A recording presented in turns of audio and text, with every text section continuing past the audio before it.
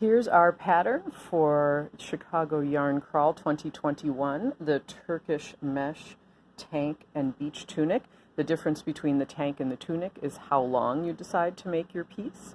And among other interesting aspects of this pattern is this one, a purposeful ladder, an intentionally dropped stitch to give you this nice vertical element.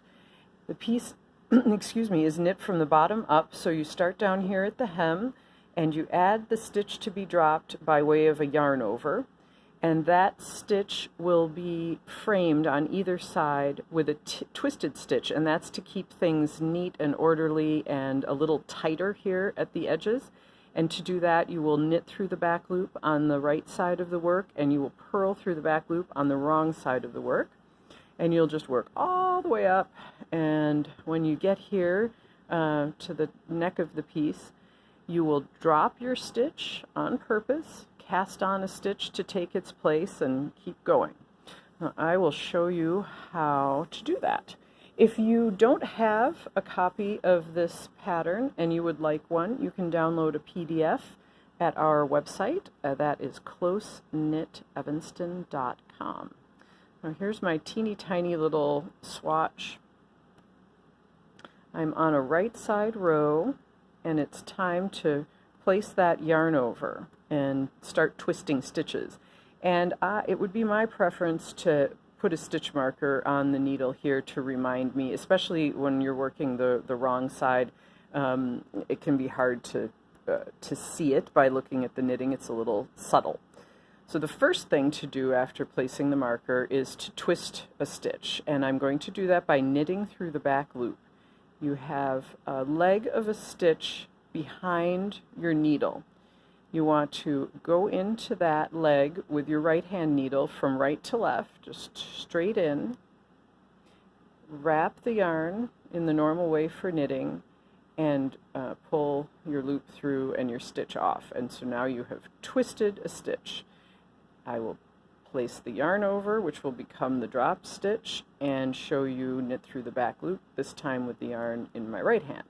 So take your right hand needle and go in from right to left in the back of your left hand needle into that leg of the stitch, the first stitch. Wrap your yarn, pop your loop through and off. And now I'll place the second marker, and I've got markers bordering that entire area where I'm twisting a stitch and where I will later be dropping a stitch. And now on the wrong side, those twisted stitches, you will have to purl them through the back loop.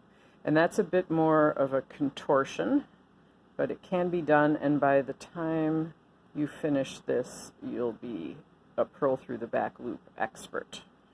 So here's my marker. And this stitch will need to be purled through the back loop. This time, I'm going to really turn the needle here. You want to take your right hand needle, and I like to kind of feel for the space between the first stitch on the left hand needle and the second stitch on the left hand needle.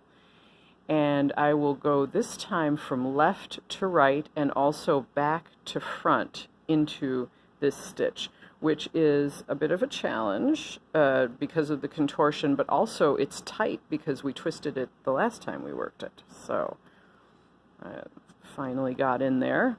I'm right in between these two stitches on the needle, and then I use my right hand needle coming from left to right and from back to front to enter the stitch. So now your right hand needle is in the normal position for purling, so wrap your yarn around the needle and push out right through the same loop where you came in so that you don't get anything extra on your right hand needle. And the yarn over will just be purled. That's just worked like normal, but now we've got to purl through the back loop again. So do what you need to do to see where you need to go. From left to right and back to front into that stitch, wrap the yarn around, and push right back through the hole you originally entered. I'm going to switch out this tiny little swatch for one that I made earlier to represent what happens when we get to the top. So here you can see between the markers we have twisted stitches. They look a little different. The one near my left thumb is a twisted knit stitch. You can see that the two legs of it don't look even, and they're not meeting exactly in the middle. And on the right, it's just a normal stitch, and the legs look even, and they look like they're meeting in the middle. So that's how you can identify, but I like to use the markers so I don't have to worry about blowing past it by accident. Here's the stitch that's going to be dropped, and here's the other twisted stitch. This happens on the wrong side of the work, where you can see that the difference between a twisted stitch and a not twisted stitch is not so easy to identify. And here I am, one stitch before the marker. That's just a normal stitch. And now I've got to purl through the back loop again. So enter that stitch right to left and back to front. And here's the one to be dropped, so just let it fall off the needle. Now what you need to do is cast on one stitch to replace the one you just dropped. Since it's only one stitch, you might like the backwards loop method. That's an easy way to add a single stitch. In this case, have your working yarn coming away from the needle and come down on top of it with your thumb, and then let it wrap around your thumb and snag it with your right hand needle, and it should just kind of lie there pretty secure. If you would rather, you can also knit on, and in that case you need to turn your work. And since you're knitting on, you want the yarn to be in the back, and to knit on you enter the stitch in the normal way as for knitting, wrap the yarn around in the normal way, and pop the loop through to the front in the normal way, and that's where the normal part ends. Now, instead of taking this loop off the left-hand needle, you will put this loop onto the left-hand needle, and then you've added a stitch, cast one on.